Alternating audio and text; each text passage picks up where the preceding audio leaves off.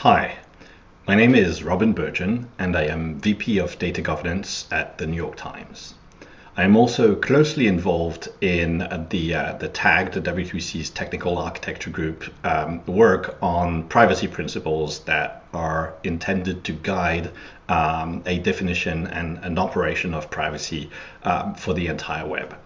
It's a great pleasure to be here today at the consent workshop, so let's jump right in. Consent is a rich and complex topic with a history that goes back over a century, especially for medical cases. But as of 4 or 5 years ago, it became particularly salient in human-computer interaction systems thanks to the GDPR that led to the adoption of consent across a huge swath of the web and created any number of issues that I'm sure you are all very much familiar with. And with that in mind, the question that brings us all together today, the question that has been animating conversations around consent on the internet for the past few years is, what the actual fuck happened with this train wreck that we have here? We have all used computers. We are all familiar with bad user interfaces. We've seen the GDPR consent dialogues and we've gotten used to them. But seriously, what is this thing? What is this catastrophic accumulation of mistakes? Just like the list of purposes is insanely long, but it keeps getting worse the closer you look. Now, what we have here is, for each purpose, two legal bases to choose from, both of which are in an indeterminate state for some reason. I don't know if this is supposed to represent maybe some kind of qubit system, entangled qubits, where you observe one and you might find something out about the other. I don't know what happens if you say no to consent and yes to legitimate interest. I don't know why there are only two. Why not pick all six? Why not have the vital interests of the data subjects and a contract as other options? I mean, if people are picking and choosing the own legal bases they want, you might as well give them a broad option and a wide set of choices. But again, it keeps getting better. I mean, let us take a moment to enjoy the absolute user interface HCI genius of this toggle, this trinary toggle. Is it yes? Is it no? Who knows? It's somewhere in the middle. It's neither yes nor no, and you can pick, and maybe then you can't return to the center. But this is obviously choice at its best. It is respecting the autonomy of the data subject. But what's absolutely gorgeous here is the way in which the user interface works with the legal genius. This person who thought, hey, what if I were MTV Pimp my website with my consent banners, and figured out that, hey, you like legal bases, so I put the legal basis on the legal basis so you can legal basis while you're legal basising. I mean, the lawyer behind this and the UX specialist who worked together are a team to be really reckoned with. And of course, you know better, much better, than to click on this part of the user interface that I've just demonstrated.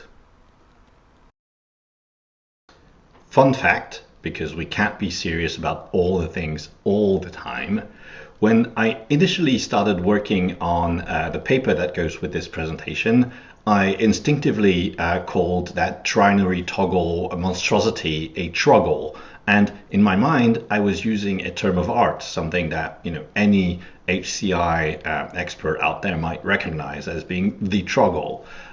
It turns out that upon further investigation, that term did not exist, at least not in this space, even though it has been used, as you can see, in other contexts. So I now fear that one of the primary contributions I've made to posterity might be naming that atrocious UX design pattern. So, but okay, things are bad, or at the very least, some people are doing some bad things. But let's take a few steps back, right? Let's try to figure out what it is we were collectively trying to achieve with this system in the first place, and why is it that it's not working out as well as a lot of us would have liked. Now, obviously, this is not a book-length presentation, and so I'm going to give a very, very abridged introduction to the background on the topic, but hopefully that's enough background that we can all be on the same page. And just to be clear, I'm citing Belmont here, but it's just an example of a potential source, an influential one, no doubt. But there were numerous others in other languages and from other countries as well. But so basically, the core idea that we're working with that can be grounded in part, that has been grounded in medical ethics or in human subjects research, is that we want to to support respect for persons, and primarily in what concerns us here, we want to support autonomy of the data subject. The way this has been operationalized in human subjects research, notably, is through informed consent.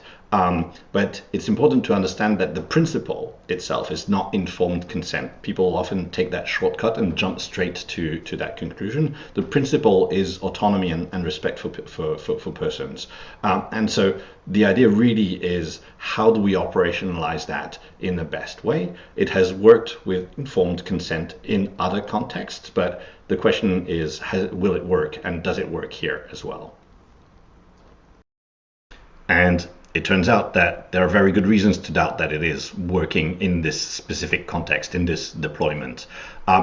You know how we all enjoy complaining about how technologists like to take a solution that has been developed in one area and just sort of like lift it, cut and paste it in another area, and sort of act very puzzled when it doesn't work because it has been transplanted without its entire infrastructure, conceptual infrastructure, institutional infrastructure, everything that makes it tick. Well, what we're dealing with here is a very similar problem. Basically, the idea of informed consent has been taken from other contexts in which it works really well, but applied here without the institutional support that it requires. And so, for instance, there is no IRB that will ensure that every single potential processing is ethical before it has even been consented to. And so this, in a commercial HCI context, means that you will have unethical processing that people need to consent to. That already makes the problem much harder than in human subjects research, for instance. We're also dealing with the fact that we cannot assume that in commercial contexts, the outcome of the operation will be beneficial to the data subject or to humankind, which is a balancing test that can and does apply in research, because that's what research is done. That's why research is done. And finally, people have to consent, or at least are confronted with consent dialogues in situations where they need to get something done. They need to access these services, and that means they are not volunteers in the way that human subjects might be volunteers, often are volunteers in research contexts. So all of this introduces friction and makes it difficult to simply translate notions of informed consent over into more commercial contexts.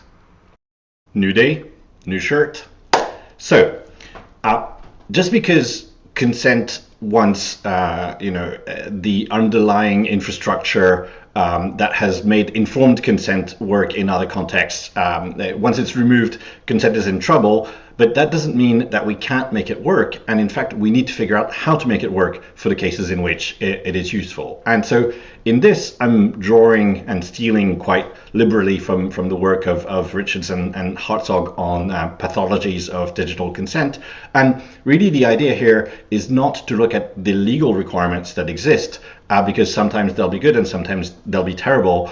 here really the idea is to look at humans as regular people like us, with bounded rationality, who cannot make perfect decisions under any circumstance, and therefore how can we figure out ways in which we can make consent work for people in real world scenarios deployed in a commercial HCI context.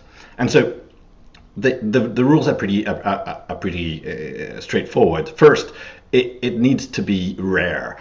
If you ask people to consent all the time, you're really going to be taxing their ability to make informed decisions. So it's important that consent be infrequent.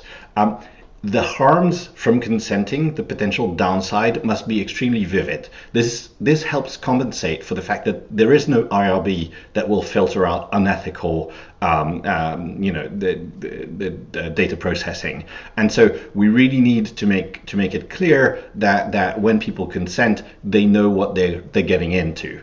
And finally, people must be incentivized to choose well. We're all lazy, and if we don't have a good incentive to make the right decision, if we feel like it doesn't matter, like we're helpless and we've lost control anyway, then we're not going to make decisions that actually align with our best interests and with our values and with how we would choose our data to be processed.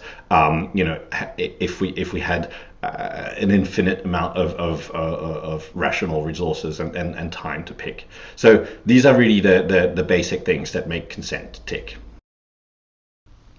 Now, I think a good idea is to look at a case in which consent works, even in cases when legal requirements such as from e-privacy or the GDPR can get in the way of consent working well in some cases. Here we have a case where it works perfectly well. And so, it's this good old, click here to sign up to our newsletter, with the checkbox being off by default. And this is something that's typically infrequent. You only see it when you create a new account, for instance. Of course, there are sites that will create pop-ups for precisely this kind of purpose. Those sites do not meet requirements for good consent, human-friendly consent. The harms of spam are pretty vivid. Everyone gets spam. Everyone knows what having a crowded mailbox looks like. And there are good incentives to choose well. People can make up their mind as to whether they're interested in receiving the newsletter or not. It's off by default, which really helps. In case you're in a hurry, you won't get it. It's always fixable in the future, and it. So people are aware of the situation, and they are mentally equipped to deal with it pretty easily. So this is a case in which consent is valid from a human perspective, and that works quite well. Of course, it still means that some of us will sign up to too many newsletters because they get excited about this new site they discovered. But again, this is something that can easily be fixed at a later time. So that was for a successful case. Now let's look at some failures.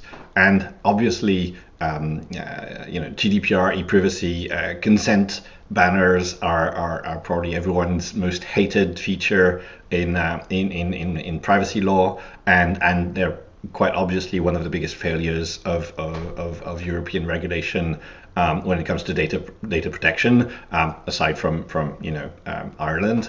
And so one of the key failures here, and that is not easily fixable with DPI guidance and requirements, as you know, DPAs keep adding tighter definitions of what valid consent is, down to what the buttons need to look like and that kind of stuff. And no matter how tight you make it, you cannot deal with the fact that every single website and app out there is going to have the same requirements, and therefore that people who navigate the broad web will encounter these very frequently, far more frequently than they can usefully deal with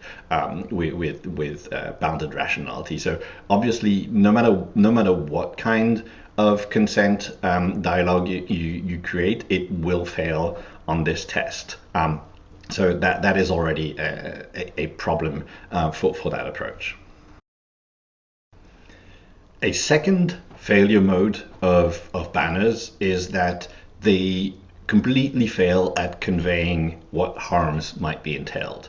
Essentially, above a certain threshold, which is arguably quite low, any kind of processing requires consent, and all of that consent looks pretty much the same. So whether you are carrying out some first-party analytics that goes a little bit beyond what DPA guidance suggests is acceptable under legitimate interest, or whether you are broadcasting sensitive information to hundreds of third parties that are all of them data controllers, and all of them recognize people across their, a broad section of their online behavior. These two things will be presented to people in essentially the same way, which completely destroys any idea, any perception, any intuitive understanding of the difference in threats and harms. And so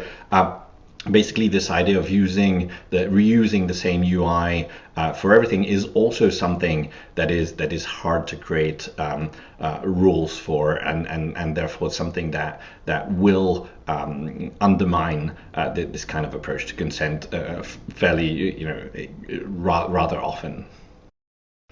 And finally, the banners fail on the incentives test as well, because typically banners are completely in the way. They're completely blocking, or at least partially blocking, the experience. Often they're used as modal dialogues, or they take up a significant chunk of real estate, as we can see with this one here.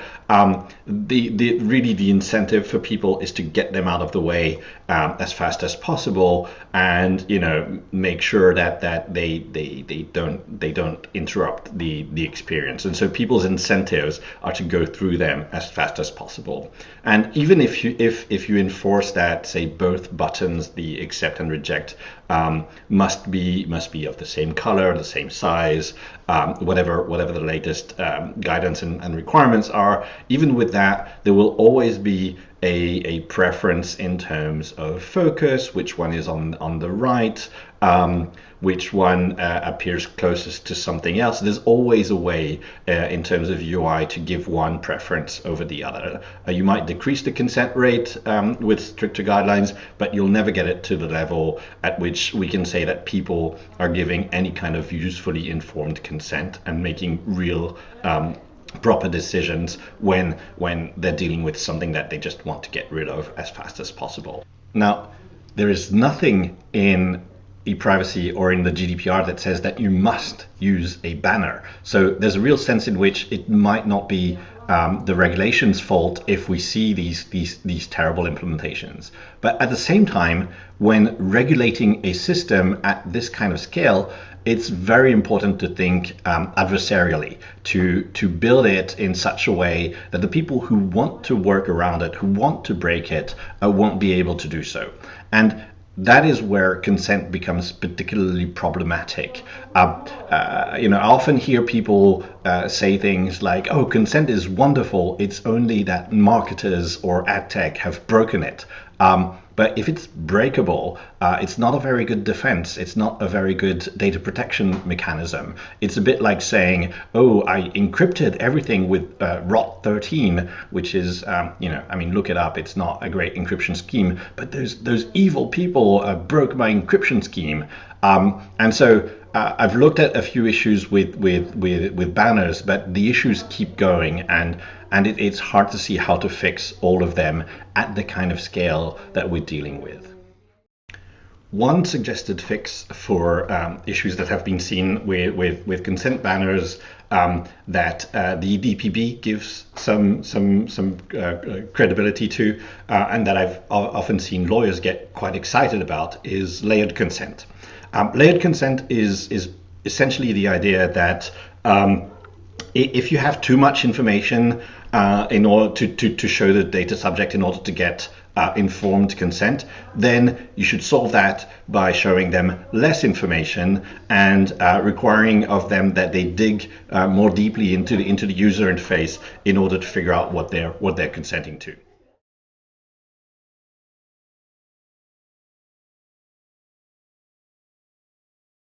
Perhaps one of the most difficult part of getting consent right is that architecturally it relies on the party that has the greatest incentive to present its work in the nicest light, to tell the truth and to provide people with the means to decide. That doesn't work, because you can force people to say some things, but you can't always force them to present things in the way that is the most relevant to the data subject. And that can be seen quite clearly with the silent part in this statement, right? The initial half, the first half of the sentence, could credibly exhaust the topic, and it's quite typical of the kind of description of data processing that one might see. But without telling people what is being optimized for and how exactly, then you're not exactly telling data subjects what is going on and what the potential risks and harms are here. And so it's very difficult to get that second half surfaced without either drowning it in technical detail or rendering it, making it read like something harmless when it really isn't. More generally, I think that it's important that we do not turn consent on the internet into an arms race, because what will happen is, if we keep tightening requirements without taking into account the way in which those who want to circumvent those requirements will react, we'll end up in a situation in which the people who suffer are the data subjects, and we get no data protection results from it. And it's really important to understand that statistics are very powerful at the kind of scale that we are dealing with. And if we mindlessly create new requirements, as has been happening over the past decade or so, we'll basically create a system in which the rich get richer. Those who are the most determined in working around user autonomy will succeed, and so basically the worst players will be the most successful. That is not a good outcome by any means, and so we need to be extremely careful in how we specify what can be consented to and what should be consentable. And last but not at all least, in this list of issues with consent to data processing in the wild, is the fact that privacy is inherently collective. We've grown used to thinking about it purely in individualistic terms, and consent is a hyper individualistic solution to the problems that we're facing. But really, at the end of the day, information is inherently relational. That is what information is. And when we learn something about one person, because we are statistically similar, especially at the kind of scales that we are dealing with, then we don't learn something about just that person. We learn something about everyone who is sort of similar to that person. And in fact, if, for instance, you are quite similar to me and you consent to being fully profiled and I don't, well, the fact that we read the same stuff means that I can be targeted contextually with very high precision, potentially in discriminatory ways or sensitive ways, simply because you agreed to data processing, and the targeting works whether or not I agree as well. And so we do need to take this collective dimension into account. Otherwise, none of this privacy, none of this data governance works. But we absolutely cannot do that with consent. So consent should really be limited to things that are predominantly individual, and there aren't that many. At this point, it's tempting to believe that there's nothing that we can do, that everything is lost. that basically consent, because of its transplantation issues, its HCI issues, its collective issues, cannot be fixed, even with far stricter and smarter guidance and enforcement. And so, should we just give up? And I don't think that's the case. I think there is a path forward. I think there are things that we can do to make the situation significantly better, but they won't be these solutions will not be easy, and they will not be problem free, but they're still very much worth exploring, because this is a complicated space and it's the entire future of data that we are talking about, and therefore it's worth getting right, putting the energy into it that it requires. In doing so, the first thing that we absolutely need to acknowledge is that this is difficult. These are entirely new problems in this space, and this is a story that I like to tell, because I think it adds some perspective to the issues that we're facing. When homes started to be electrified, connected to the electric grid in the 19th century, uh, a lot of people felt that they could just tap into the grid directly, just like hook their houses up without paying the electrical company. And from today's perspective, in 2022, this seems unthinkable, or at least it seems pretty clear to us that constitutes theft. Well, that was not at all obvious to people back then. In fact, the German Supreme Court at the time decided that this was not theft, because theft is when you take an object, an asset from someone. So, if there's a chair and you take it without permission, that is theft. But electricity doesn't really fit that definition. And in fact, this topic remained contested well into the 20th century, and it's only I think the last case to die out in this in this domain was in the 70s in the New York Supreme Court. And so it took a long time for people to understand how to approach electricity as an asset, as something that may be stolen or may be processed differently. And data is even worse. I mean, electricity is somewhat abstract, but data is completely weird as assets go.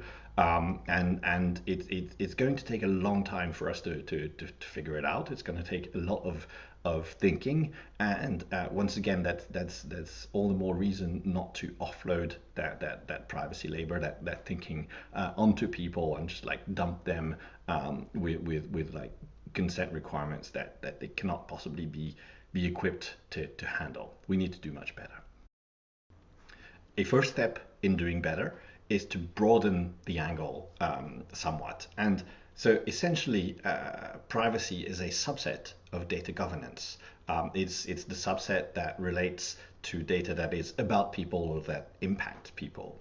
And so as soon as we start looking at governance, governance is rule systems, and governance relies on institutional mechanisms. That is where it happens. And these institutional mechanisms can decide these rules, they can modify these rules, enforce them, and essentially create ways and that can be like highly specific for actors to be constrained or empowered in a great variety of ways. And there's a whole toolbox of governance systems, governance, institutional arrangements out there that we can draw inspiration from in order to help us with this data protection quandary. Perhaps the most common mistake that we make in thinking about these problems is to approach the situation as if only state actors or companies could solve it. And this tends to turn us into powerless people who can only be on the sidelines, maybe on Twitter, complaining about lack of enforcement or bad regulation on one hand, and bad behavior from companies that seem to be above the law on the other. Neither of these are good extremes. It doesn't mean that they cannot help, they should, participate in solving the problem, but we can do better. We can create our own institutions, and figure out ways that we develop institutional arrangements in which some of us can participate, some of us can represent others, and through that build collective data governance that might be highly specific to an industry, to a topic, but more importantly is negotiated between different stakeholders. You don't want something where just one type of stakeholder decides for everyone else how data should be processed. That is what happened 20 years ago with all the ad choices systems that never worked and never delivered anything of any value.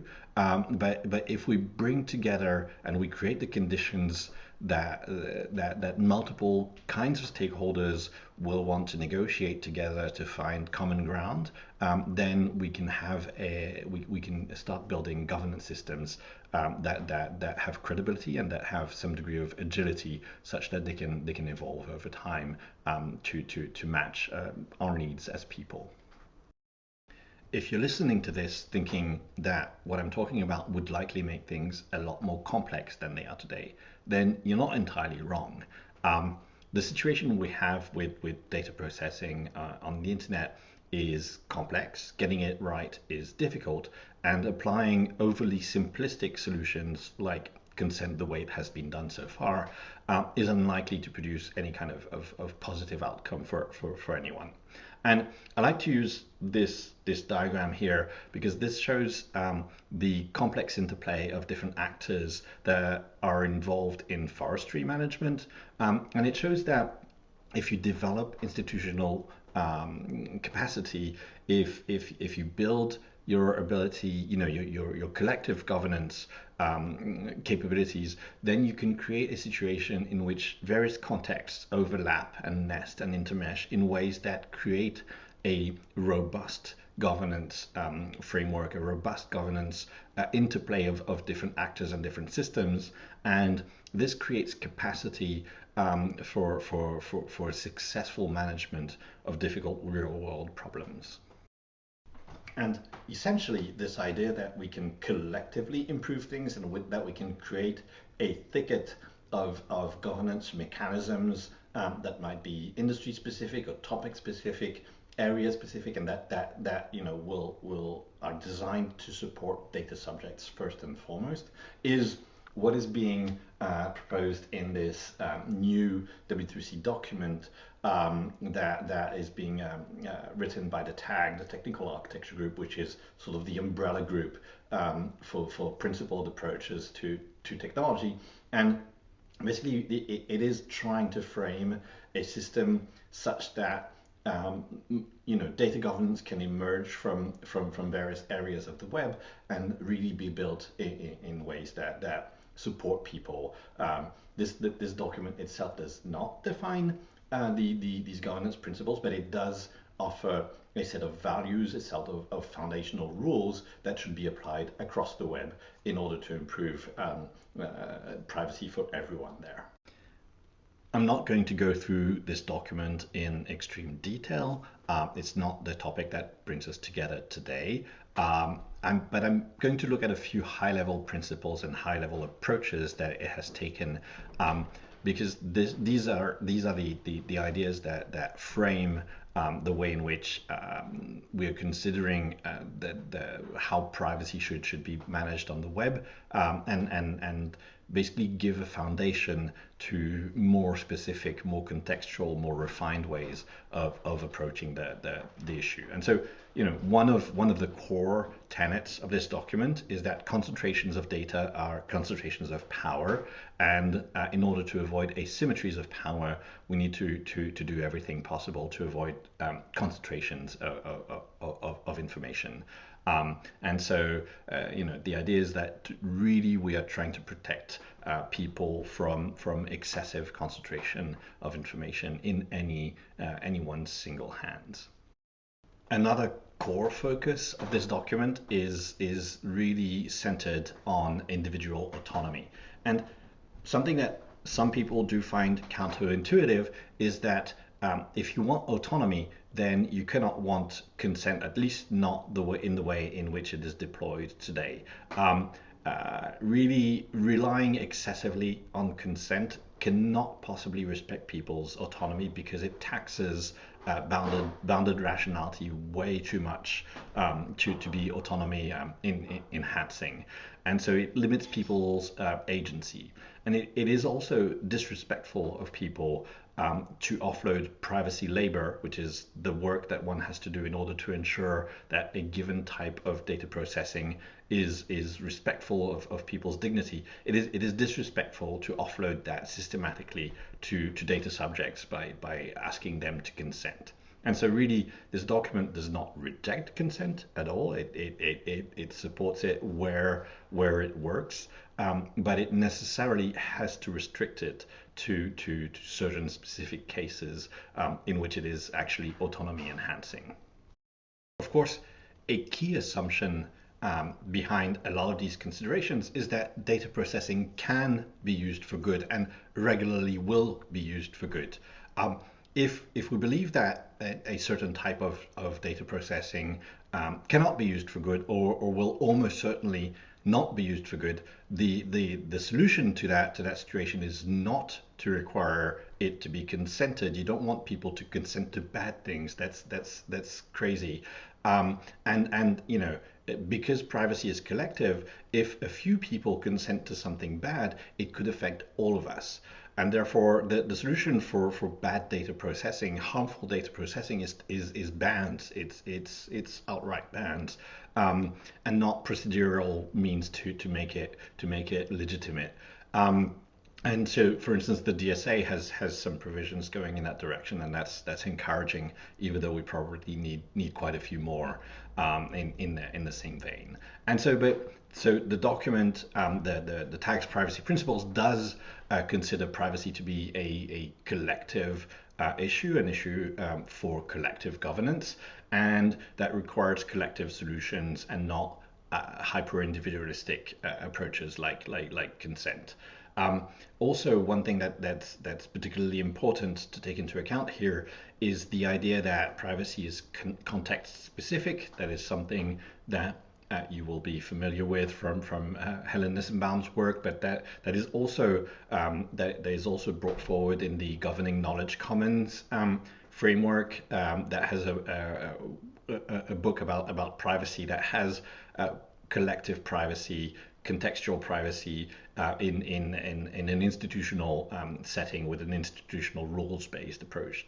And so this is what we hope to work towards at the web level. One example of this kind of arrangement of collective governance is the Garuda proposal, which I made a short while ago, and that is still being discussed.